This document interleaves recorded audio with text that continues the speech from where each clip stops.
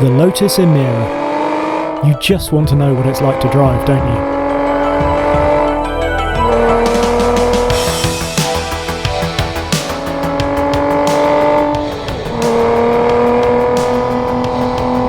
Oh yes, it really has that Lotus magic. This particular Emira is a 3.5 litre V6 manual, putting out 400 horsepower and 310 pounds-foot of torque. It has the optional mechanical limited slip differential and the standard Tour chassis setup. However, this car is also VP or Verification Prototype 007, which has been used for testing and proving the ADAS or Advanced Driver Assistance Systems for the Emira, hence the camera in the nose. That means it has done thousands of miles at Hethel, Idiada and on the roads across Europe, and I think it's all the cooler for it. Obviously you can see the stickers, but from a distance you might assume this is otherwise a production spec car. Well, not exactly. For a start, when you look closely you can see that a large number of the parts are 3D printed prototypes, things like the intakes, rear bumper outlets and rear air vents. Some of the shut lines are also not representative, the boot is very much pre-prod, and the NVH is not quite up to sign-off levels either. The interior, much like the exterior, at first glance looks, well, production ready really. It looks all finished, remarkably so I have to say, for a prototype. I suppose you've got the big red kill switches down here which are the equivalent of the stickers on the exterior, but apart from that, yeah, it's all as you'd expect, except it's not, because the more you start looking around you notice little things. So the gear linkage isn't exposed on this one, which it should be for the finished item. Up here you notice we've got 3D printed parts for these sun blinds up here, and I think they're actually the wrong way around in terms of left and right hand drive as well. The plastics as well, so they're smooth in here, whereas they'll have sort of grain and texture on them for the final ones, but because they come out of the soft molds rather than the final hard molds, there's no point engineering in that grain because they don't need it at this stage. Other little things that I wouldn't have noticed unless they'd pointed them out. So bits of trim down here just in front of the front edge of the speaker, which is just slightly overlapping, and the way that the carpet doesn't quite meet the sill down here, it's not fully fitted. To be honest, in the past, I think there are Lotuses where they'd have gone, that's fine, that's the finished article, there's no need to kind of really get it absolutely right on the tolerances, but it speaks of how they really are trying to get this to the next level, or to be honest, several levels above in terms of fit and finish and quality in here. Seats as well, they look like the finished item, they feel pretty comfy as well when you initially sit in them, but it's not quite there, so there's a bit of a gap just between the back of my bum there and the rear there, so they're going to sort of reduce a bit of the lumbar I think in there and things like that. So it's nearly there, and I can certainly get the impression, but it is still a prototype, and I always find it fascinating driving these cars and seeing just what's going to finish. We've got the screens here, there's going to be a little less glare probably off these screens on the finished item as well. The refresh rate as well might get just a bit quicker. So with all these things you can get an idea of what it's going to be like, but you still know that it's not quite the finished article. It's still those last sort of bits which really can make a difference. Anyway, time we went for another drive, I think.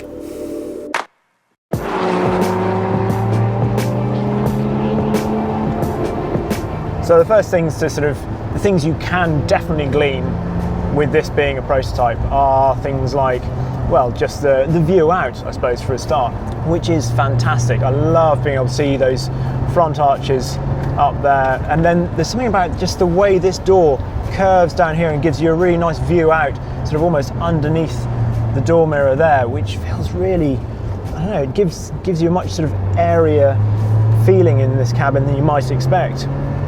Overall, this has the same wheelbase as an Evora, but to me it feels like a much more sort of compact, it feels like a smaller car, to be honest, straight away.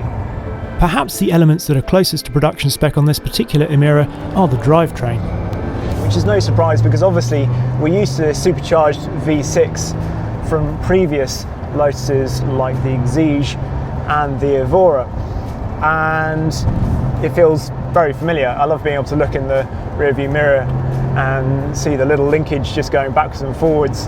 I think it's to do with the boost. It's not linked directly to the throttle. I mean, it sort of is. It's obviously linked to throttle inputs, but it's not the throttle cable, because there is no throttle cable. Anyway, it's fun seeing it move in your peripheral vision in the rearview mirror.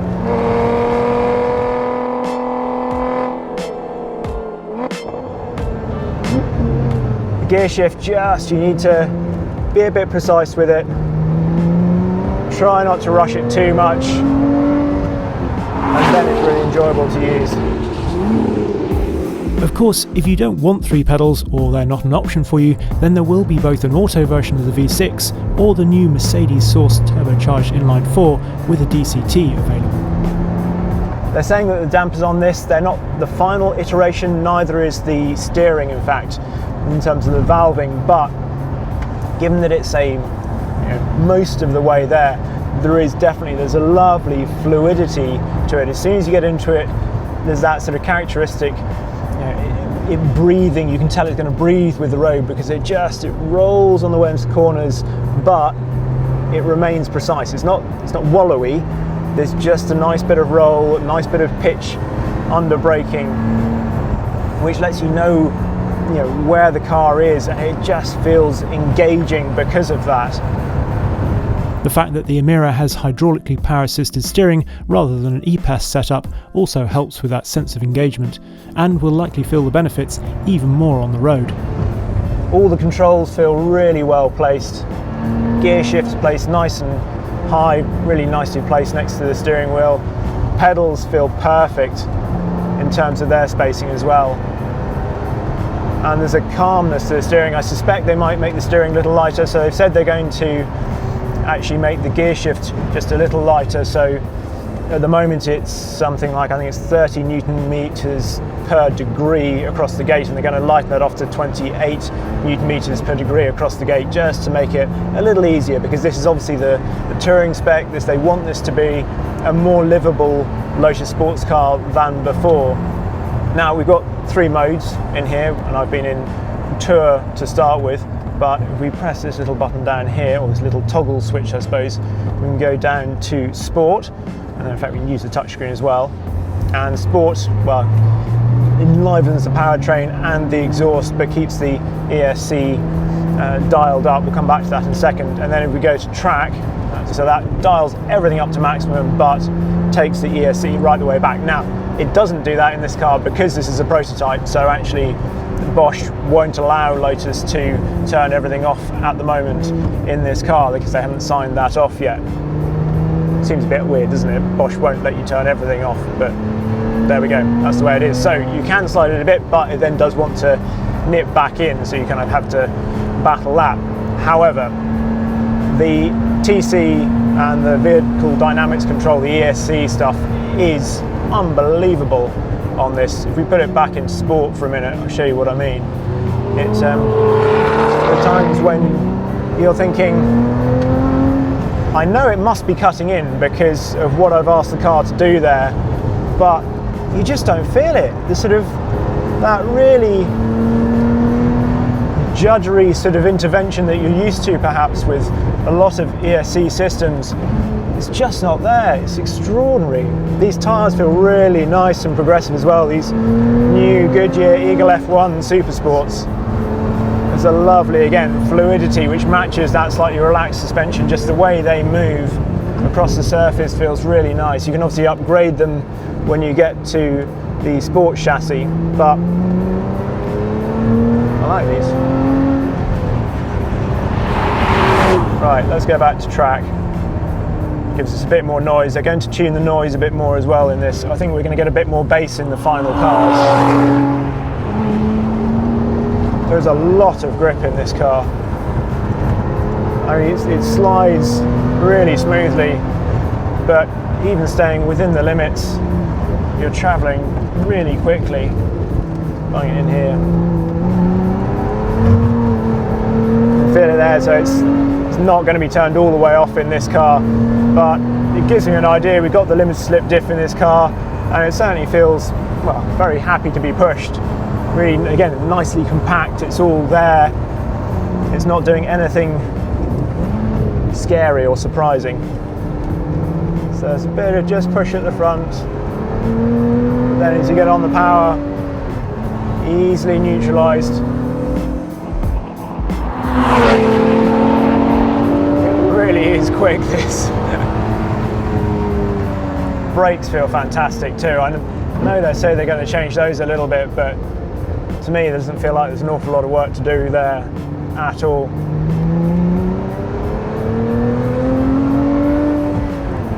Through this section, just getting it settled. You can see how a sport chassis would just make it obviously that bit more controlled and precise, but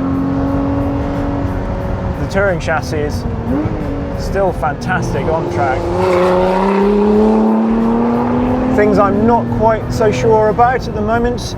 Well, this steering wheel actually, I quite liked it to start with, and it's nice. I don't mind the shape of it. You can see through it really clearly, which is obviously one of the major goals with the overall shape of it. It just feels quite thick to hold around there. I might prefer something a little thinner. You sort of expect that with Lotus, I think.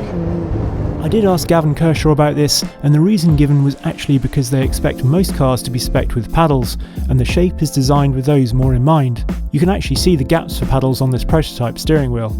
I still think the rim would be nicer, thinner, but there is a reason for the way it is, at least. Other things to mention in here, it just feels really well appointed. It feels like a nice place to spend time. We'll obviously do a proper review of the final car, but just initial impressions, everything is, well, what you'd expect and what you'd want. Again, just driving around today, having the physical controls as well as this screen, so just the things for the HVAC here makes a difference. This screen seems relatively responsive. I think they're going to improve that for the final cars, but it certainly looks really nice, and there don't seem to be too many menus in there to get your head around either, which well, for a bear of little brain like me, pleases me. So, after a few hours with VP007, what conclusions can we draw from this prototype? It's a Lotus. 100%. And that's what you wanted to hear, isn't it? Fundamentally, I think the Emira is going to be pretty brilliant. I mean, obviously, this should be, you know, a happy hunting ground for it, because this is its home circuit where it's developed, and it should behave well on track, even though this is the touring version. But my word, it does.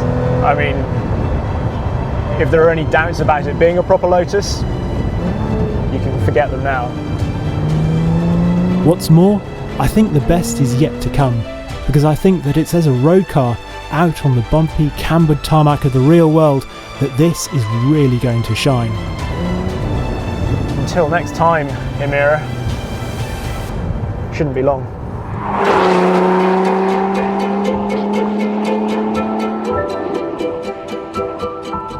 Thank you very much indeed for watching that. I hope you enjoyed it. It's the end of the day here now, and we're literally, just about to run out of fuel. So there we go, timed that well. Please do make sure you subscribe to the channel so you don't miss out when we do the full sort of non-prototype drive. Hopefully we'll take it on a nice big road trip. Where would you like to see us take it on a road trip as well? Let us know in the comments down below. For now though, thank you very much indeed for watching, and we'll see you next time. Go on, subscribe, hit the button, hit it now.